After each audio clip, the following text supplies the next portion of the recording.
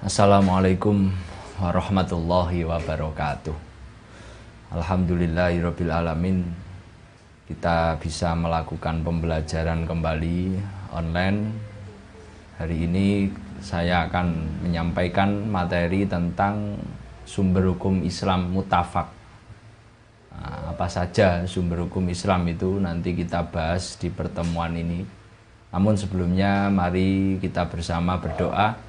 Semoga pembelajaran kita bisa mendapatkan ilmu yang barokah manfaat. Amin ya rabbal alamin.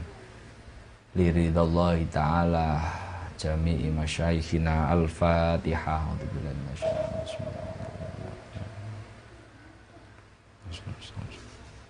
Hari ini saya akan menyampaikan tentang sumber hukum Islam.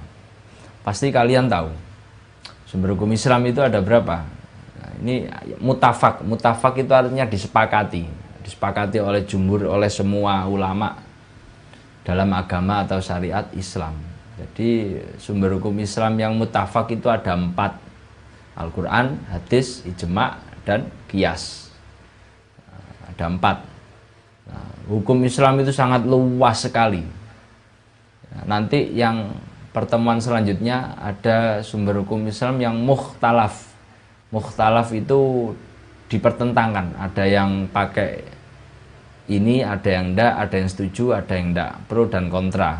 Ada istihsan, maslahah mursalah, ada istishab, ada syar'uman qoblana. Nah, itu nanti besok pertemuan selanjutnya.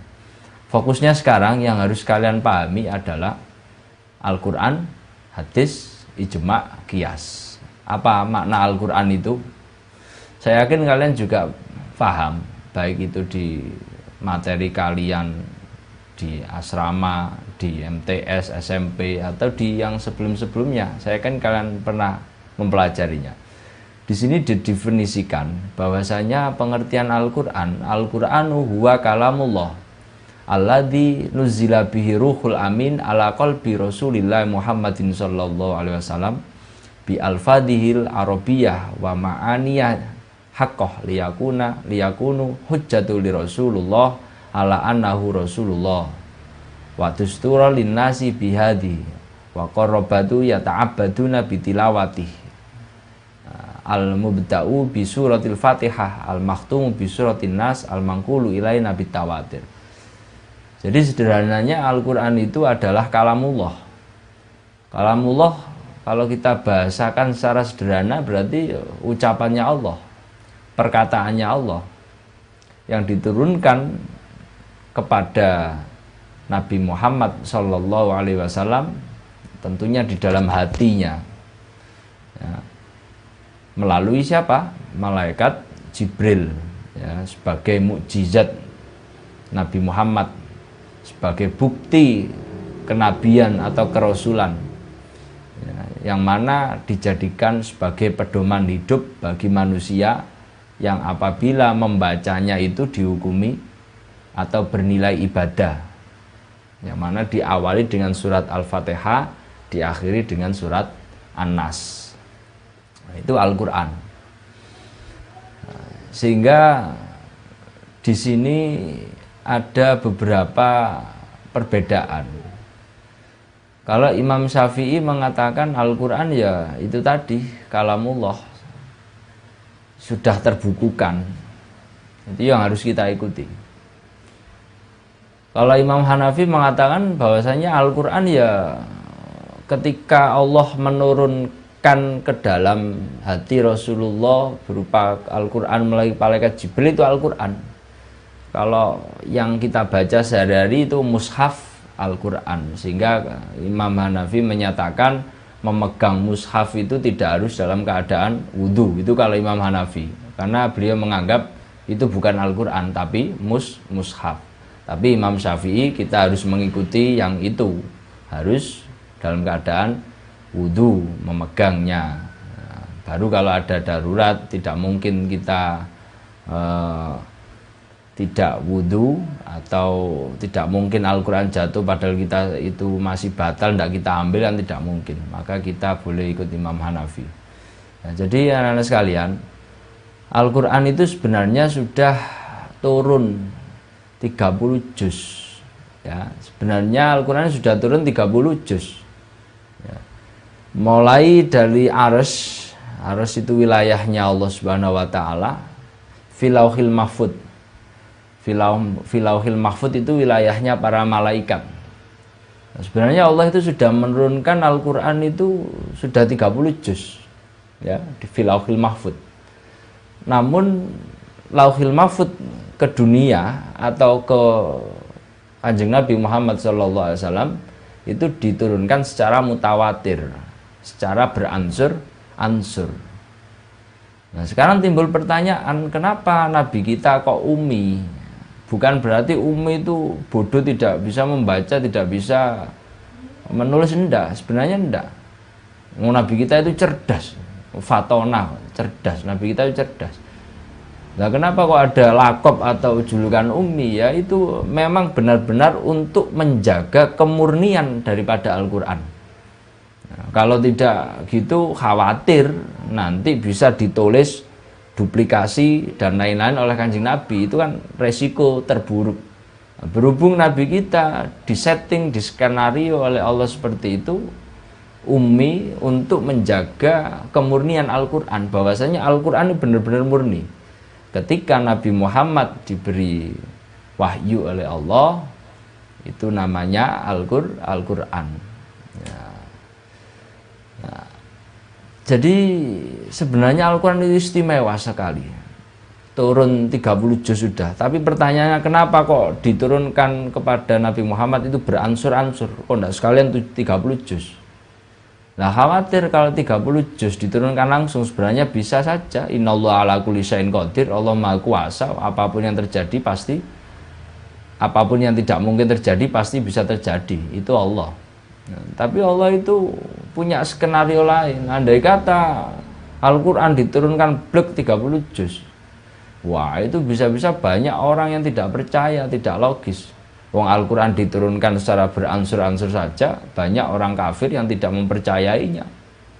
Banyak orang kafir yang tidak percaya, dianggap itu syair, dianggap itu musyrik dan lain-lain. Padahal itu adalah betul-betul wahyu dari Allah Subhanahu wa taala. Jadi Al-Quran turun itu beransur-ansur untuk menjaga kemurnian daripada Al-Quran, untuk menjaga keaslian daripada Al-Quran. Ya. Nah, ada beberapa keistimewaan, khawasuhu, keistimewaan daripada Al-Quran. Nah, Al-Quran ini sumber hukum Islam yang pertama. Ya. Jadi ketika kita mau mencari apapun urutannya, misalkan ini hukumnya apa, ini aturnya gimana, carilah di Al-Quran. Kalau tidak ada di dalam Al-Quran, kita bisa mencari dalil di hadis. Kalau tidak ada di hadis, maka kita boleh mencari menentukan dengan ijma'. Tidak bisa disepakati, bisa jadi nanti ijma' atau qiyas. Di sini ada 4 keistimewaan Al-Quran. Mungkin ada banyak sekali, cuma dalam materi ini saya ringkas saja menjadi 4. Yang pertama, keistimewaan Al-Quran itu adalah karena Al-Quran sebagai kalamullah. Bukan kalamun nas, kalamun nabi, atau kalamul malaikat, enggak. Tapi kalamullah ini. Berhubung kita adalah hamba, ya, Allah itu sebagai khalik, pencipta, maka ucapannya ya harus kita turuti. Harus kita laksanakan perintah-perintahnya, harus kita lakukan larangan-larangannya, harus kita tinggalkan. Ya, karena keistimewaannya Al-Quran itu, Al-Quran itu istilahnya itu ya semuanya adalah kalam Allah, semua adalah ucapan-ucapan Allah. Namun kadang kita itu malas mempelajarinya, kadang kita itu aras-arasan, ngopo ngaji tok kadang aras-arasan, apalagi angen-angen sak manane, apalagi mempelajari tafsirnya, apalagi mempelajari Al-Qurannya. Lah ini kalian sebagai anak santri khususnya ya wajib lah memahami sepenuhnya tentang Al-Quran.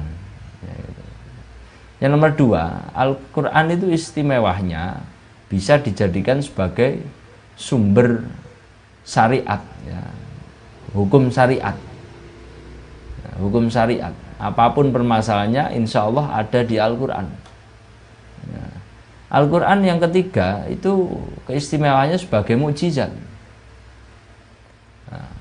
Kenapa kok Kanjeng Nabi diberi mukjizat Al-Quran? Kok enggak diberi mukjizat yang memiliki seperti nabi-nabi sebelumnya?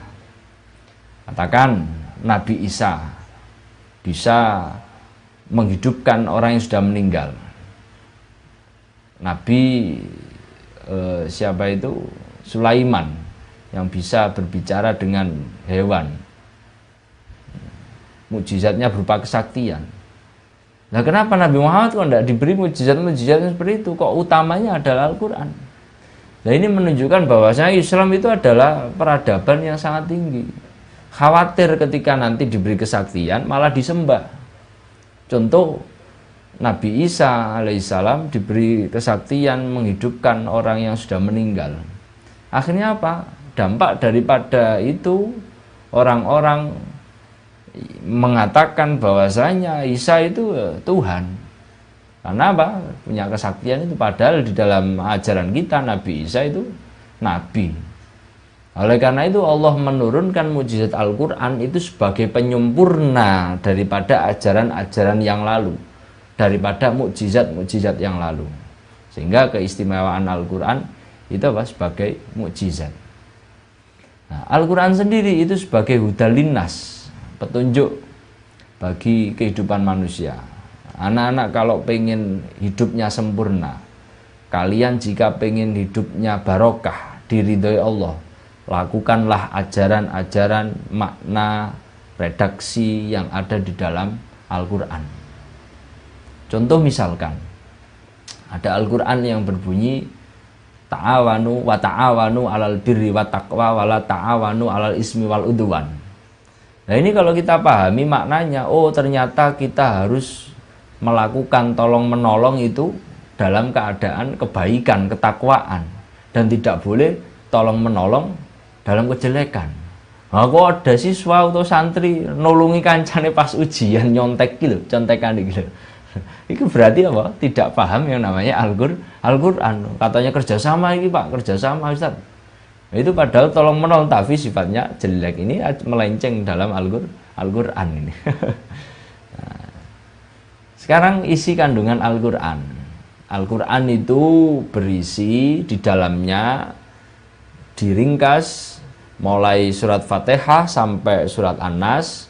Itu yang pertama adalah kandungan menjelaskan tentang tauhid. Buktinya ada di surat Al-Ikhlas. Qul huwallahu ahad. Katakanlah Allah itu satu, tauhid. Al-Quran itu juga menjelaskan tentang sejarah atau pengetahuan. Dibuktikan dengan ayat Al-Isra. Sejarah apa itu? Sejarah Isra Mi'raj.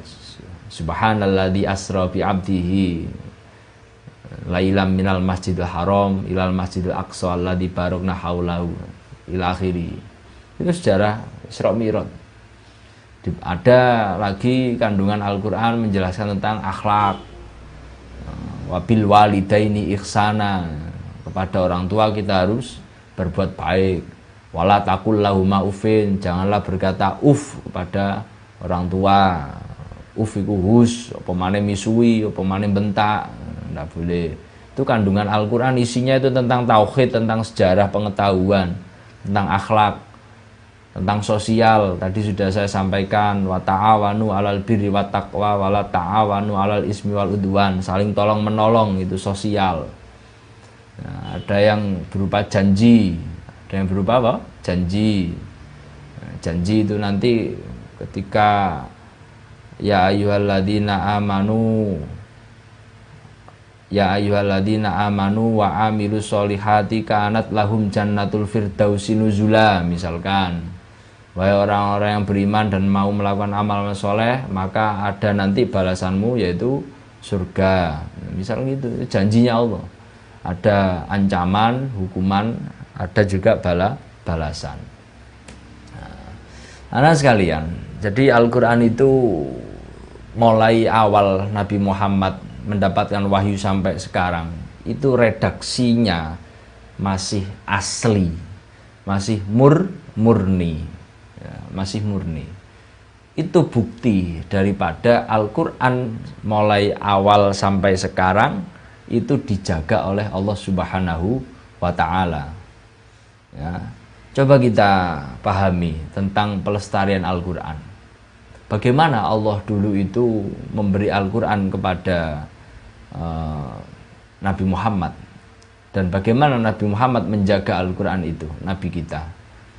Ketika itu Nabi Muhammad SAW mendapatkan Al-Quran sehingga langsung disampaikan oleh para sahabat. Ada sahabat Zaid bin Sabit, ada sahabat Ibnu Mas'ud, dan lain-lain. Ya, ada Muawiyah bin Abi Sufyan, dan lain-lain. Disampaikan kepada para sahabat. Nah, kemudian dihafalkan oleh para sahabat, dan sebagian sahabat menulisnya di pelepah kurma karena belum ada kertas, belum ada yang namanya ballpoint yang bagus seperti ini. Ya. Di bebatuan ditulis, di dedaunan, daun-daun ditulis. Itu Al-Quran pada masa Kanjeng Nabi Muhammad SAW belum terbukukan rapi seperti sekarang. Hanya dia sampaikan pada para sahabat, dihafalkan, kemudian ditulis. Kemudian ketika Nabi Muhammad telah wafat, meninggal dunia, pelestarian Al-Quran dilanjutkan oleh Abu Bakar bin Siddiq, Abu Bakar As-Siddiq. Ya, Abu Bakar As-Siddiq. Nah, bagaimana cara Abu Bakar As-Siddiq ini mengumpulkan mushaf Al-Quran? Ya. Ketika itu sebenarnya Abu Bakar itu tidak mau mengumpulkan Al-Quran. Tidak mau mengumpulkan Al-Quran. Nah, kenapa? Karena tidak pernah ada perintah dari Kanjeng Nabi untuk mengumpulkan Al-Quran. Sehingga ketika itu Umar yang usul. Kenapa kok Umar usul? Karena ketika itu Khalifah Abu Bakar As-Siddiq melakukan peperangan. Banyak orang-orang sahabat-sahabat penghafal Al-Quran itu gugur, syahid, meninggal dunia. Oleh karena itu Umar bin Khattab usul, wahai Abu Bakar, sebaiknya, alangkah baiknya bagaimana jika kita kumpulkan mushaf-mushaf Al-Quran. Khawatir kalau tidak dikumpulkan ketika itu ya Al-Quran tidak bisa utuh. Para sahabat sedikit demi sedikit meninggal dunia. Apalagi banyak orang yang hafal Al-Quran ketika zaman itu meninggal dunia. Akhirnya dilakukan oleh Abu Bakar As-Siddiq. Berarti eranya Abu Bakar As-Siddiq adalah mengumpulkan mushaf Al-Quran yang tercecer di dedaunan, yang tercecer di batu-batu, yang ditulis di pelepah kurma, dan yang sudah dihafalkan oleh para sahabat, dikumpulkan kembali mushaf Al-Quran. Kemudian era Abu Bakar selesai, dilanjutkan oleh Umar bin Khattab, Sayyidina Umar bin Khattab. Nah, Sayyidina Umar bin Khattab ketika itu Al-Quran fokusnya, karena Umar bin Khattab ketika itu adalah proyeksinya atau tugasnya itu banyak ekspansi, perluasan wilayah, sehingga tidak begitu fokus terhadap Al-Quran. Dari salinan mushaf Al-Quran itu Umar bin Khattab sudah terkumpul zamannya Abu Bakar, dan sebagian dikumpulkan oleh Umar bin Khattab lagi, yang mana diberikan amanah kepada putrinya, yaitu Sayyidah Hafsah, yang ketika itu juga hafal Al-Quran. Ketika Umar bin Khattab selesai, pada masa eranya menjadi khalifah, dilanjutkan oleh Utsman bin Affan. Nah, barulah ketika zaman Utsman bin Affan ini Al-Quran dibukukan, dijilid seperti yang saat ini ada. Sehingga banyak tulisan-tulisan Al-Quran itu punya istilah Quran Utsmani. Nah, itu hanya istilah karena pembukuan Al-Quran itu ada di eranya Utsman bin Affan. Zaman Ali bin Abi Thalib tinggal menyebarluaskan. Umar bin Khattab sudah memperluas wilayah, sehingga Ali bin Abi Thalib tinggal memperluas Al-Quran ke wilayah-wilayah penjuru dunia yang beragama Islam. Nah, sampai zaman tabi'in sampai sekarang Al-Quran itu masih asli, dijaga. sehingga redaksinya utuh. Apa yang dijaga, apa yang kita lakukan untuk zaman sekarang, yaitu ya dihafalkan. Banyak sekali teman-teman kita penghafal Al-Quran. Kementerian Agama mencetak ulang, terus menerbitkan Al-Quran, dan juga dipelajari serta diamalkan. Karena memang betul-betul, ayolah kita belajar Al-Quran. Karena dalam Al-Quran itu sudah jelas sebagai hudal linnas, petunjuk bagi manusia. Terus manfaat lain mempelajari Al-Quran, Al-Quran nanti bisa menjadi syafaat kita. Iqra'ul Qur'ana fa innahu ya'ti yaumal qiyamati syafi'an li ashabi. Jadi Al-Quran ini anak-anak bisa memberikan syafaat kepada kita. Akhirnya timbul pertanyaan, apa bedanya syafaatnya Al-Quran sama syafaatnya Kanjeng Nabi Muhammad? Kalau syafaatnya Kanjeng Nabi itu ketika ada orang disiksa umatnya, ketika sedang disiksa umatnya, jika mendapat syafaat Nabi, orang tersebut tidak jadi disiksa. Tapi kalau syafaatnya Al-Quran, ketika orang tersebut mau disiksa, beda ya. Kalau tadi sudah disiksa, akhirnya tidak jadi. Kalau syafaatnya Al-Quran, mau disiksa, tapi tidak jadi. Jadi kita istiqomahkanlah membaca Al-Quran, minimal 1 hari 1 lembar. Syukur-syukur 1 hari 1 juz, 1 bulan khatam itu. Ya, jadi Al-Quran itu. Di sini ada dalil Al-Quran yang berbunyi surat An-Nisa ayat 105. A'udzubillahi minasyaitonirrajim. Inna anzalna ilaikal kitaba bil haqqi litahkuma bainan nas bima arakallah.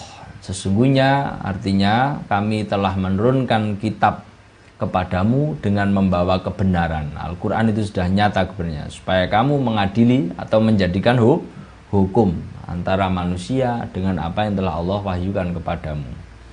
Nah, ini dalil. Sekarang hadis. Ya, hadis itu juga pasti kita ketahui. Yang mana di dalam redaksinya kitab Syekh Abdullah Khalaf itu dijelaskan, hadis itu pengertiannya ma'udhifa ilan Nabi Muhammad sallallahu alaihi wasallam min aqwalin au af'alin au takririn. Jadi yang namanya hadis itu segala sesuatu yang bersumber dari Nabi Muhammad, baik ucapan, perbuatan maupun ketetapan. Nah, sekarang apa bedanya hadis sama sunnah? Hadis sama sunnah. Sunnah itu kan perbuatan, jadi sama, sebenarnya sama. Sunnah sama hadis. Sunnah itu adalah perbuatan yang dilakukan Nabi, ucapan dan ketetapan. Namun kalau hadis itu masanya adalah masa ketika beliau menjadi Rasul. Dikatakan hadis ketika Nabi Muhammad menjadi seorang Nabi atau Rasul, atau ba'dabu sir Rasul. Setelah keutusannya Nabi Muhammad menjadi Rasul, itu dinamakan hadis. Makanya yang kita pelajari itu bukan ilmu sunnah, tapi ilmu hadis, karena untuk sumber hukum. Fungsi hadis terhadap Al-Quran, ada bayan takrir, ada bayan tafsir, ada bayan tasyri'. Bayan takrir itu untuk menguatkan hukum dalam Al-Quran. Ya. Di Al-Quran sudah dijelaskan, di hadis tinggal menguatkan. Seperti contoh di dalam Al-Quran itu ada perintah untuk sholat tahajud, faminal laili fatahajjat bihi nafilah ila akhirih. Intinya sholat tahajud itu disunahkan untuk kita. Di hadis juga dikuatkan, afdholus sholat ba'dal maktubah sholatut tahajud. Sholat yang paling utama setelah sholat fardu yaitu sholat tahajud. Itu menguatkan. Ada kalanya fungsi hadis itu sebagai bayan tafsir, sebagai penjelas. Di dalam Al-Quran kan hanya ada aqimus sholah, dirikanlah sholat. Tapi orang enek cara-carane, sehingga dijelaskan dalam hadis yang berbunyi shollu kama ra'aitumuni usolli. Sholatlah seperti halnya sholatku, kata Nabi. Sehingga dimulai dari apa? Awal takbiratul ihram, diakhiri sampai salam. Itu kan sholat yang dilakukan oleh kanjeng Nabi. Itu bayan tafsir. Kalau bayan tasyri untuk menentukan ketetapan hukum yang tidak ada dalam Al-Qur'an. Misalkan zakat. Ya. Zakat fitrah itu di dalam Al-Qur'an hanya aqimus sholawatuz zakah. Tidak ada penjelasan waktu bagaimana hukumnya zakat jika dikeluarkan di waktu setelah hari raya, kan tidak dijelaskan dalam Al-Qur'an. Belum ada dalam Al-Qur'an, sehingga bayan tasyri' ini menentukan ketetapan hukum yang tidak ada dalam Al-Qur'an, sehingga waktu mengeluarkan zakat itu adalah pokoknya sebelum akhir sholat Idul Fitri. Ya. An Abi Umar anna Rasulullah sallallahu alaihi wasallam farada zakatul fitri min Ramadan 'alan nasi so'an min tamrin au so'an min syairin. Zakat yang dikeluarkan itu ukurannya sakso. Itu kan juga belum dijelaskan dalam Al-Qur'an. Ini fungsi hadis. Sekarang ijma. Ijma itu adalah kesepakatannya para mujtahid, kesepakatannya para ulama tentang suatu masalah, ya, harus setelah wafatnya Kanjeng Nabi Muhammad SAW, ya, yang tidak ada di dalam Al-Qur'an dan hadis. Ya. Saya ulangi, pengertian ijma itu kesepakatan mujtahid, kesepakatan para ulama tentang suatu masalah setelah wafatnya Rasulullah, ya, yang masalah itu tidak ada dalam Al-Quran dan hadis. Kenapa kok setelah wafatnya Rasulullah? Ya memang karena Rasulullah ketika beliau masih hidup, ya segala sesuatu masalah itu beliau yang berfatwa, beliau yang menghukumi. Segala sesuatu masalah beliau yang berkata haram, mubah, makruh itu. Tapi setelah Rasulullah sudah tidak ada, jika masalah itu tidak kita temukan di Al-Quran, jika masalah itu tidak ada dalam hadis, maka ijma. Solusinya adalah ijma. Nah, contoh ijma. Ketika Rasulullah wafat, itu umat Islam itu dilanda kebingungan. Siapa sosok yang paling ahli, paling baik, paling layak untuk menggantikan Rasulullah? Siapa kira-kira contoh? Nah, ketika itu para sahabat bingung. Sehingga apa? Para sahabat musyawarah, ya, menunjuk kesepakatan. Kan di Al-Quran tidak ada pemimpin setelah Rasulullah, dijelaskan tidak ada. Dalam hadis, apakah Rasulullah pernah berwasiat? Tidak ada. Apakah Rasulullah pernah menyampaikan besok khalifahnya Abu Bakar? Tidak ada. Sehingga para sahabat membuat kesepakatan. Itu namanya ijma, kesepakatannya para sahabat ketika itu. Menunjuk Abu Bakar sebagai khalifah dengan alasan apa? Beliau Abu Bakar dulu zamannya Rasulullah masih sugeng, masih hidup. Rasulullah pernah nunjuk Abu Bakar menjadi sholat atau menjadi imam sholat. Padahal ketika itu ada Rasulullah. Sehingga itulah dikiaskan, nanti juga ada bab kias, Abu Bakar ditunjuk sepakat menjadi pemimpin menggantikan kanjeng Nabi. Ya. Itu ijma.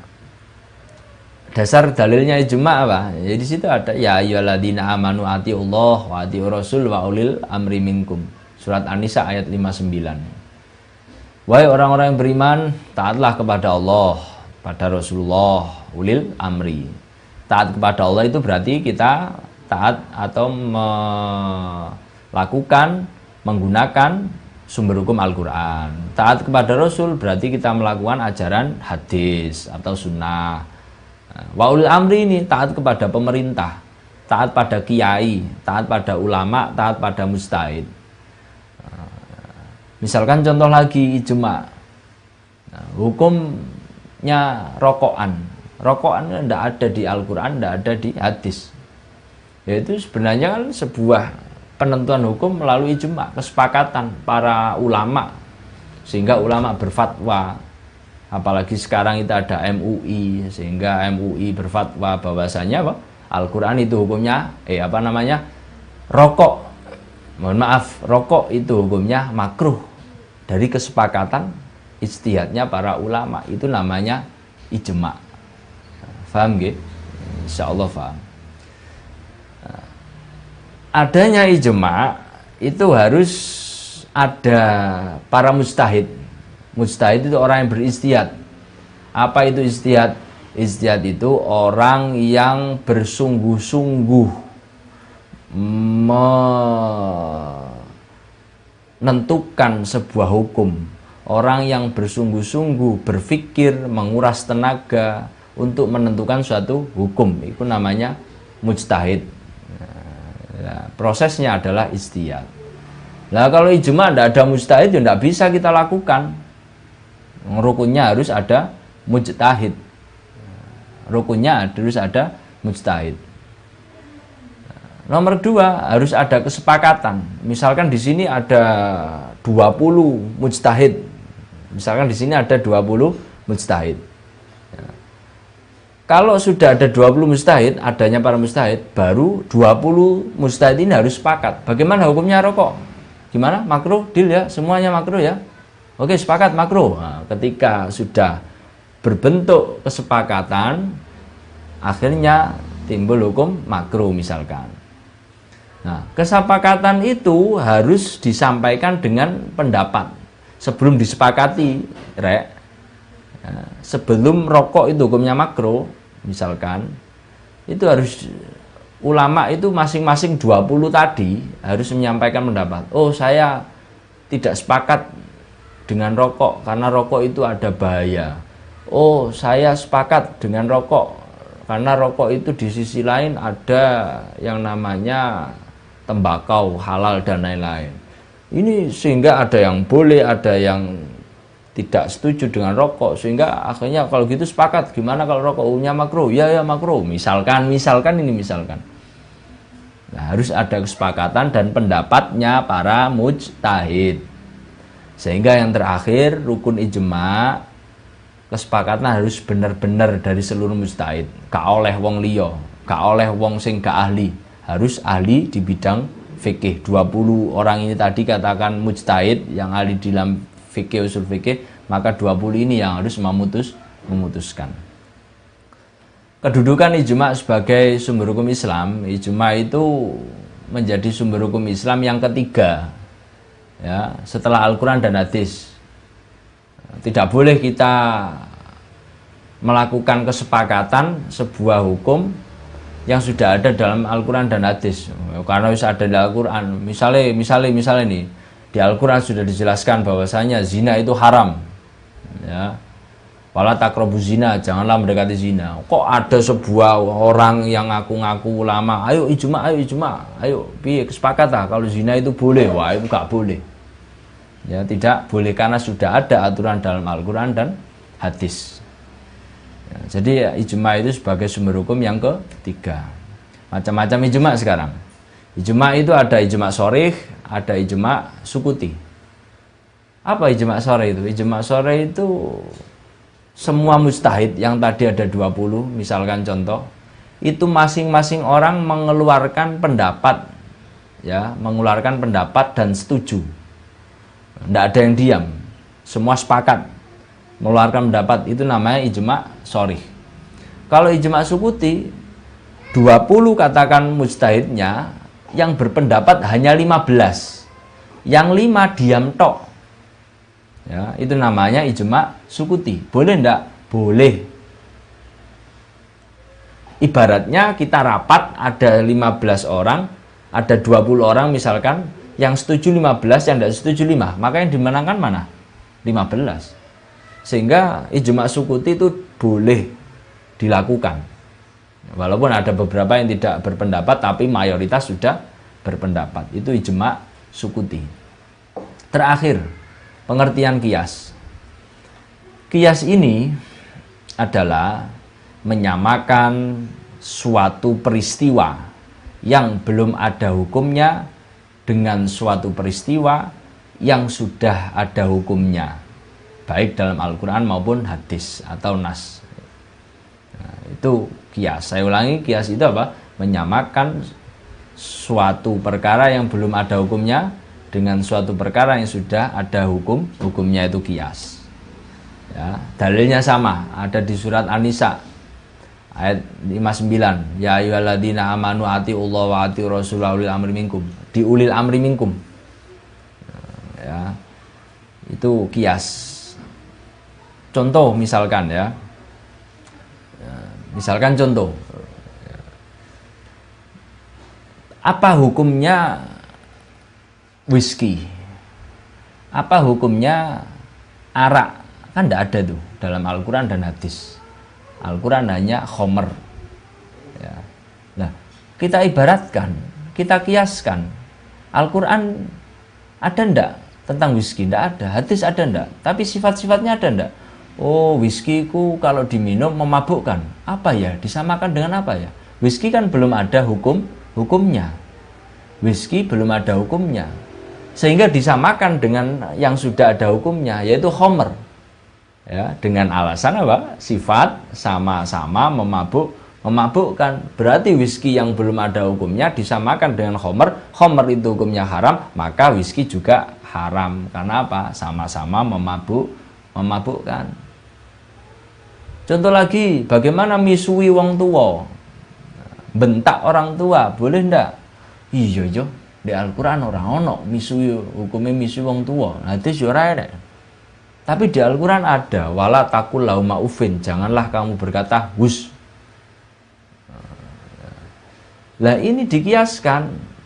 Oh, meskipun walaupun di Al-Quran hadis tidak ada hukum misui wong tua, tapi dikiaskan, disamakan dengan sesuatu yang sudah dalam Al-Quran. Ngomong hus saya ora oleh apa maneh, misui berarti ngomong hus iku haram, berarti apa? Misui wong tua juga yang sebelumnya tidak ada hukumnya menjadi ada hukumnya lewat kias, menyamakan. Paham nggih? Menyamakan sesuatu yang belum ada hukumnya dengan sesuatu yang sudah ada hukumnya. Jadi rukun kias itu ada 4. Ada asal. Asal itu peristiwa yang sudah ada hukumnya. Ya. Ada far'un. Far'un itu peristiwa yang belum ada hukumnya.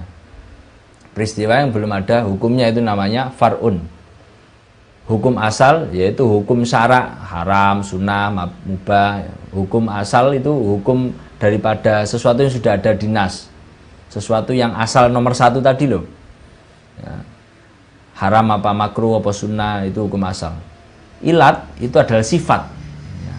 Sifat ini ya yang nanti menjadi kunci untuk menyamakan sesuatu yang belum ada hukumnya dengan sesuatu yang sudah ada hukumnya. Itu ilat. Kayak tadi minuman khomer, whisky belum ada hukumnya. Oh, tapi punya sifat sama memabukkan sehingga dihukumi haram sama dengan khomer. Contoh lagi pacaran. Pacaran itu yang pada umumnya adalah menggunakan nafsu. Ada yang ketemuan, ada yang pegangan tangan, bahkan ciuman dan lain-lain. Itu pacaran. Nah, bagaimana hukumnya pacaran? Al-Quran tidak ada itu pacaran. Hadis tidak ada itu pacaran. Kan pacaran tidak ada hukumnya. Sehingga kita menentukan hukum di sini menggunakan kias, menyamakan. Oh, apa sih sifat-sifat pacaran itu? Biasanya nafsu, biasanya nakal, ya, biasanya apa? Syahwat. Oh, berarti dikiaskan dengan Al-Quran ayat yang berbunyi la taqrabu zina. Berarti pacaran itu sama halnya mendekati zina. La taqrabu zina, jangan mendekati zina. Berarti jangan mendekati zina. Zina itu haram, mendekati zina haram. Pacaran berarti otomatis hukumnya haram. Gitu. Itu namanya apa? Qiyas, menyamakan sesuatu yang belum ada hukumnya dengan sesuatu yang sudah ada hukumnya. Kita belajar, insya Allah bisa. Terus menerus insya Allah bisa. Nah, kedudukan qiyas sebagai sumber hukum itu nomor 4. Sebagai sumber hukum nomor 4. Jumhur ulama, artinya mayoritas ulama itu sepakat qiyas jadi sebuah hukum. Sepakat 4 ulama, semua ulama sepakat, jumhur ulama sepakat. Tapi ada yang menolak qiyas, yaitu madzhab Dzahiriyah, orang-orang Syiah. Itu tidak sepakat menggunakan qiyas. Kenapa? Karena khawatir qiyas itu didasarkan pada dugaan. Tadi kan menduga-duga, oh apa ini sama sifatnya, oh ini sama sifatnya. Yang nomor 2, qiyas itu tergantung pendapat. Kalau pendapat itu orang ahli, maka qiyas itu mantap, boleh. Kalau yang tidak ahli khawatir, makanya ada orang yang tidak sepakat dengan qiyas. Dan qiyas ditolak karena penerapan hukum dengan pendapat pribadi. Nah, jadi ini anak-anak yang bisa saya sampaikan dalam sumber hukum Islam. Tidak usah bingung, belajar terus memahami. Intinya ijma itu kesepakatan ulama untuk menentukan hukum setelah wafatnya Rasul. Kalau qiyas menyamakan hukum yang belum ada, menyamakan suatu perkara yang belum ada hukumnya dengan suatu perkara yang sudah ada hukumnya. Semoga bermanfaat. Saya akhiri. Alhamdulillahirabbil alamin. Assalamualaikum warahmatullahi wabarakatuh.